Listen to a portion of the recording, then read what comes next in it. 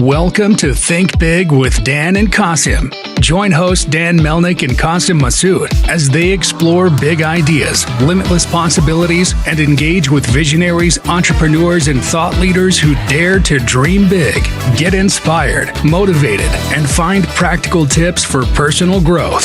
Think big, dream bigger, and ignite your potential. Welcome to the Think Big with Dan and Qasim. Today, our guest is Evert. Evert, how are you doing today? I'm great, thank you. It's finally starting to warm up in Canada. So the snow's melting, the water is running. So we're looking forward to an early spring, but that could change tomorrow. Still How about beautiful. Still beautiful. Yeah, I'm good. Thank you. So nice of you. So let us know where you live and what you do. Sure. We live in Prince Albert, Saskatchewan, on the frozen prairies of Canada. My day job, I work in luxury jewelry with my father, who is a master diamond cutter. We have clients that we do contract diamond cutting and polishing for, but we also have our own diamond designs, patented and trademarked, which we market to independent jewelers worldwide. We have several licensees that, our business there is completely based on royalties. So, since COVID, the business has changed. We've moved more and more into royalties. So that's where the idea of the men's jewelry line was born a little over two and a half years ago. Awesome. So you are working in B2B model, or you're working in both, like B2B and B2C both? So my day job is business to business. We deal with jewelers, other diamond manufacturers, jewelry designers, pretty much anybody that works with natural diamonds. We don't work with synthetic diamonds or diamond simulants at all in my day job. So that's business to business. We are embarking on a business to consumer website as well. That's slated to launch April 22nd, as if I don't have enough nightmares in my life as it is. And there will be focused on diamonds and diamond jewelry with a network of independent jewelers. So, that's my day job. My partner in this venture and my life partner is in corporate finance. Unfortunately, I can't say much more about that because he has various restraints as to what he can say about what he does.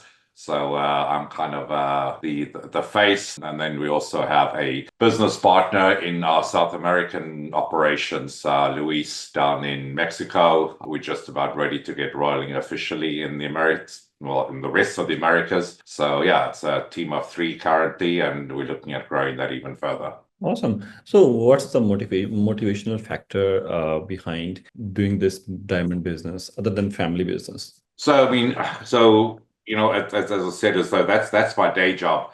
I was born into it, and over the last 15, 20 years, have worked with my father, really just developing the market in the luxury jewelry space. The side hustle, which is the other day job, which is Bermel, which has started as our labor of love about 2.5 years ago, has quickly grown to really taking up a fair amount of time and resources for us. It's slowly but surely ticking. We're constantly tweaking on the front end as well as the back end. And, it's the balance between my day job as luxury jewelry, where we only deal in natural diamonds and platinum and gold and white gold and yellow gold, as in real gold.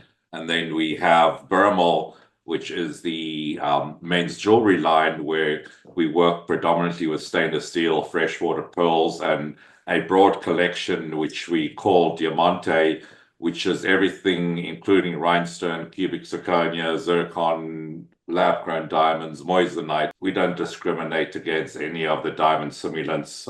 We group them together. So if you buy a tennis bracelet from us, the stones are Diamante there. Still going to work on defining that term even closely because it gets a bit confusing on Espanol, because Diamante in Spanish is diamond. So we're kind of working and seeing how we're going to present our non-natural luxury diamonds versus the diamond simulants or alternatives that we sell on the men's jewelry line.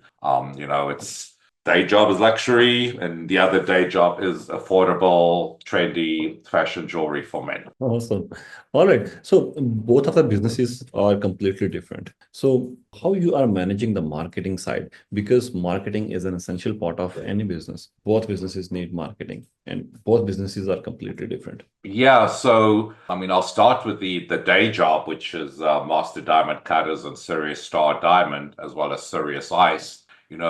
When we work in the B2B space, we're a relational business. So our customers there, I think we have about 300 or so active customers that we work with on at least once an annual basis. Some we work on a daily basis. There it's FaceTime like this. All our customers, I think the vast majority of them, we have over the last 15 years spent time with them in their stores, spent time with them at our American Gem Society conclaves, which are held in a different city in the US every year. We've done diamond cutting and polishing demonstrations, countless. I can't even add those up, probably close to 100 of those, where we go and we set up a small mini studio in a jeweler store.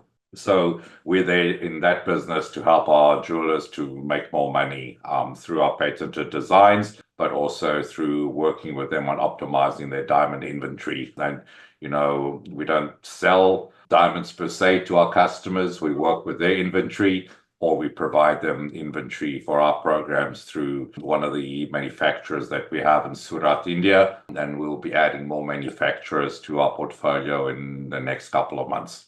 On the other job, we've had the Bermel website up and running since August 11, 2023. And I think we've rebuilt it about 2 or 3 times since then. And it's a continual work in progress. So there we've been very tactical because we're in the business to consumer space. So any of the advertising we've done to date have been mostly wasting money on Meta, which is just becoming a bottomless pit. It'll take all the money you can throw at them and not give you any decent return. And then we've started working with a couple of key influencers, not individuals per se, rather content aggregators.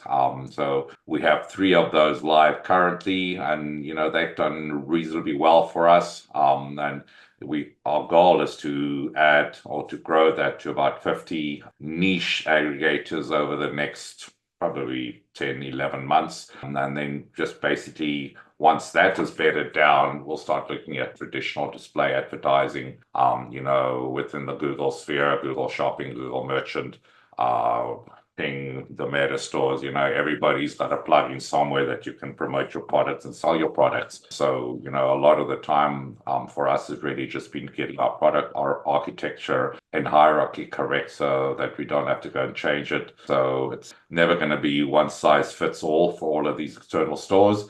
But so far, so good. We're pretty much satisfied with how our feeds are working. But with 3 resources, our primary focus right now is working on the front end as well as the back end on the website. And then, display advertising. We tested a couple of campaigns, but we're really zeroing in right now on our message of what Bermel is about in terms of a jewelry lifestyle brand. We often use the example where somebody has 10 or 20 or 30 or 50 or 100 baseball caps or t-shirt or hockey jerseys. I can never get the term correct. And then, people will spend $250, $300, $400 on a hockey outfit, but they'll balk at spending the same amount of money or $50 or $100 on a piece of jewelry. So we wanted to get into a space where it's jewelry that is affordable, and jewelry that is in line with current trends of some of the majors, but also being able to distinctly provide a collection which we call the core, which we believe every man should have in their wardrobe, or at least one of those. Makes sense. So in terms of acquiring a customer, how the process works for you, like in the business of Bermel? So you just want to repeat the first part of the question? Like how you acquire the customers, because I believe in your case, this must be a unique way to acquire a customer. Sure, yeah, and so we've done. I mean, our database is growing steadily.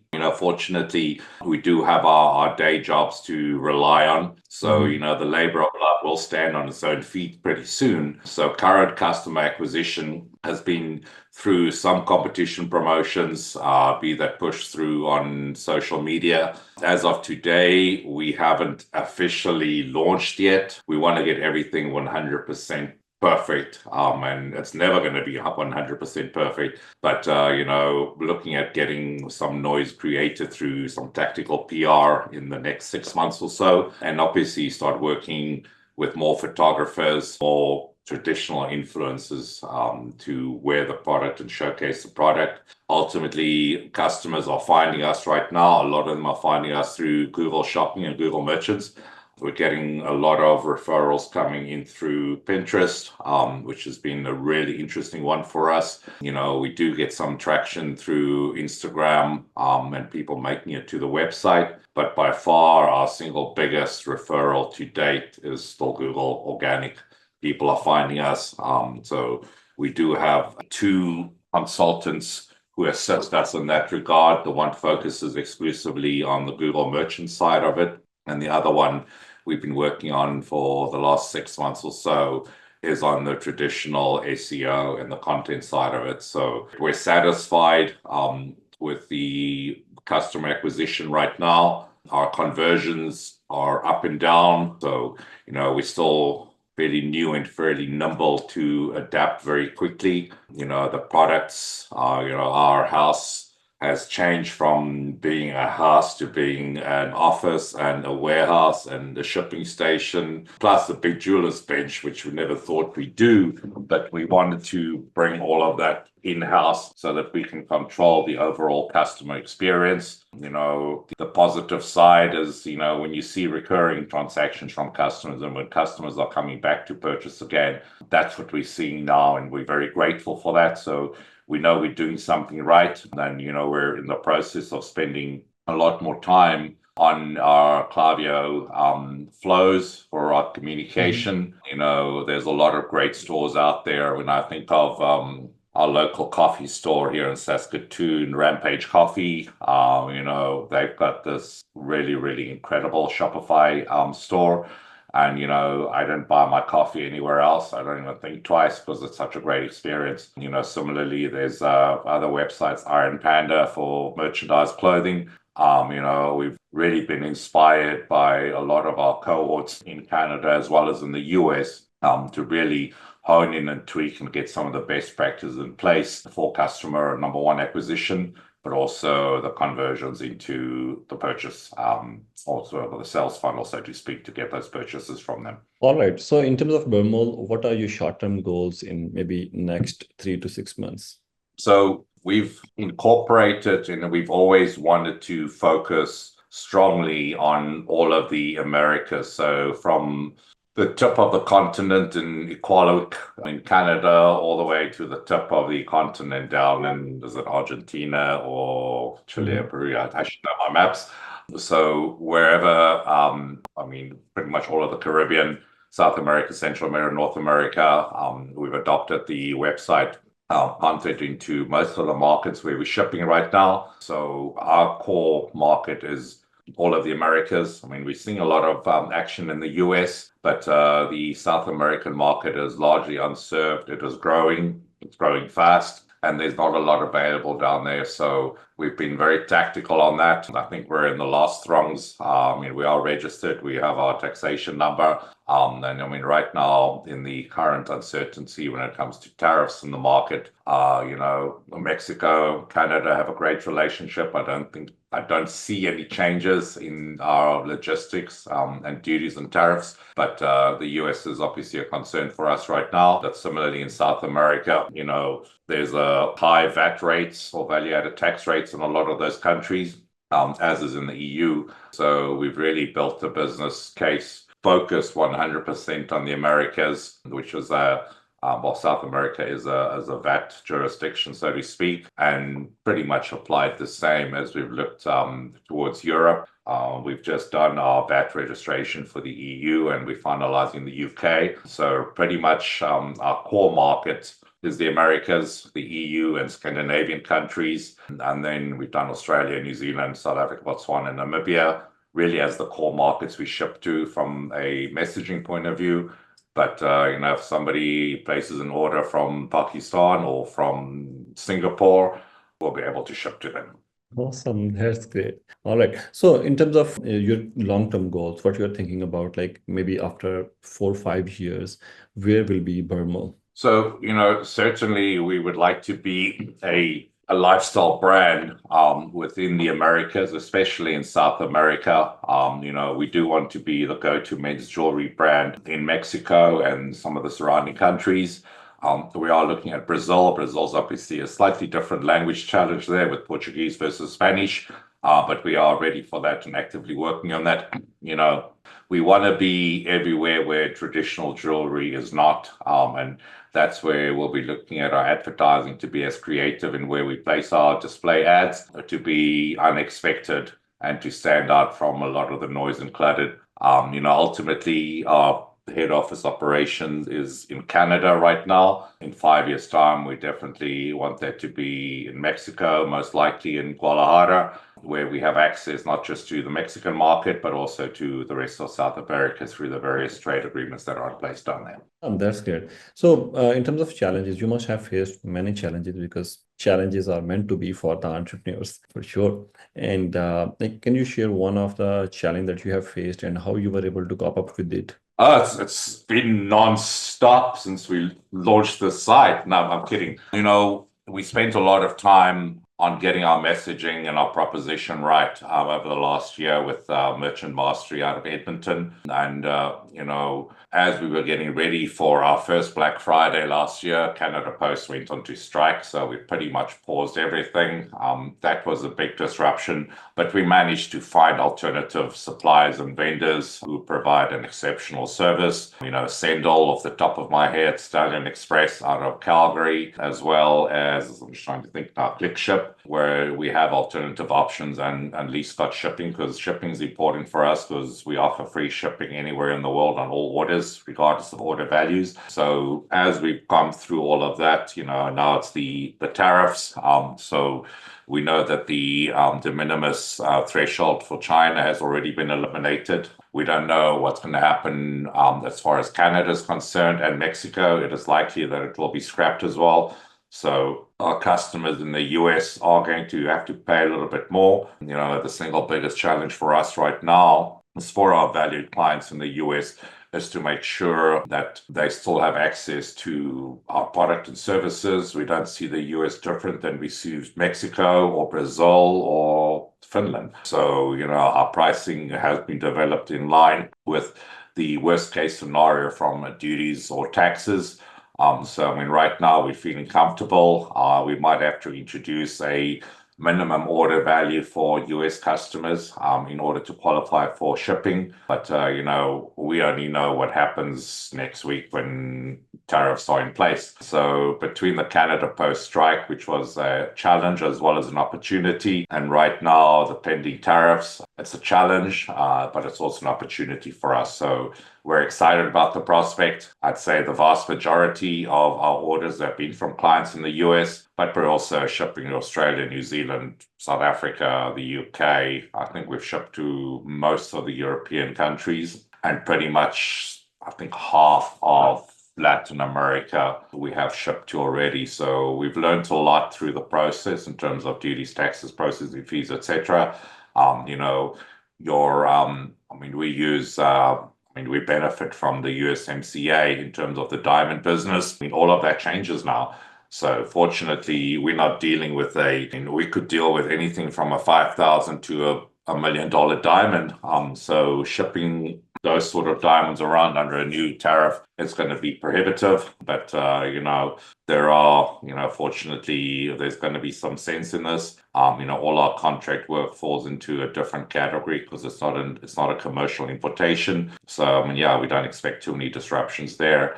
versus on our Bermel side, where our average item price is about $66, I believe is what the average price is pegged at right now. A 10, 20, 25% markup on that is going to push that into the 70s, close to 80.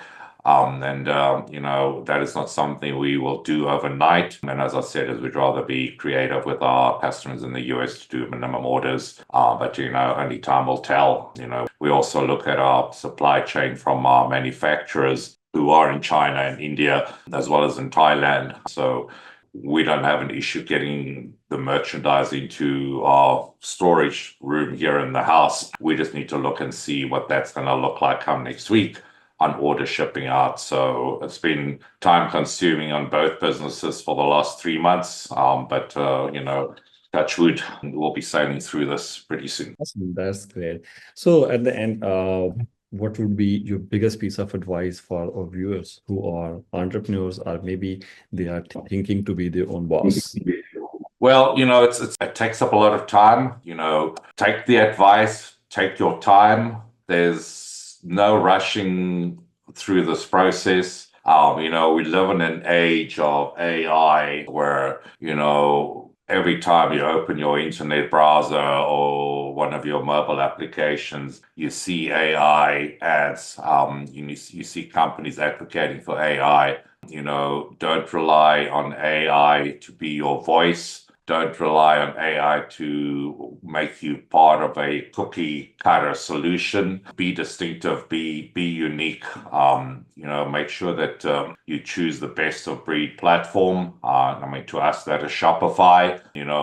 We've been very, very satisfied. I'd say, start small. If you're a Canadian business, start with domestic Canada. I think one mistake we made is due to client demand and interactions, we opened up a lot of markets. We learned a lot along the way, but the second most important advice that I can give to anybody wishing to embark on online retail is, nobody knows your product better than you. And, the whole direct-to-consumer model or drop shipping model is not sustainable. Develop your product, make sure that you put your product through every possible stress and durability test, and be willing to fail. You're going to make mistakes time and time again. If we look back on a year or 18 months or 2 years, we already see how far we've come because we know where we want to be and where our customers see us to be. So, understand your customers, understand your market, understand your footprint, and also understand the impact of your product on your customers. We're not a single product or single collection retailer where we're not just selling one gadget or one bottle of vitamins or a variety of vitamins.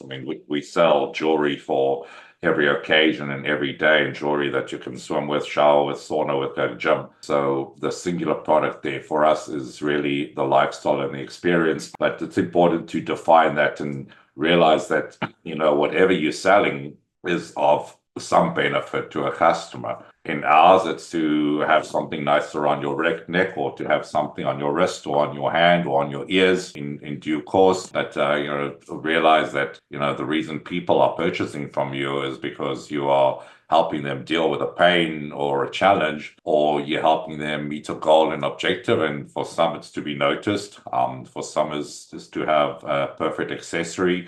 For some, it's to try something that they haven't tried before. So, you can't be all things to all men, because if we had to continually focus our messaging on the target demographic that we believed we were targeting at when we started, we would have missed out on all the other customers. Ours is a men's jewelry brand, but more than half of our customers have been women, either buying it for themselves or buying it for their husbands, boyfriends, children, parent. One of our customers bought it for her father. So, clearly the messaging has worked. but we also can't be too focused on who we believe our customer is. I mean, ultimately, our customers are the people who buy the products, the people who are coming back to buy the products, and the people who are telling their friends to purchase the product. So listen to your customers, and it's never finished. When we look at the great Amazon and what Amazon looked like, I think I first went onto Amazon in 1995, 1996. And I can't remember what version of Windows it was. I know it was Internet Explorer, and was it 5 or 3.1, or was that Windows? I can't remember.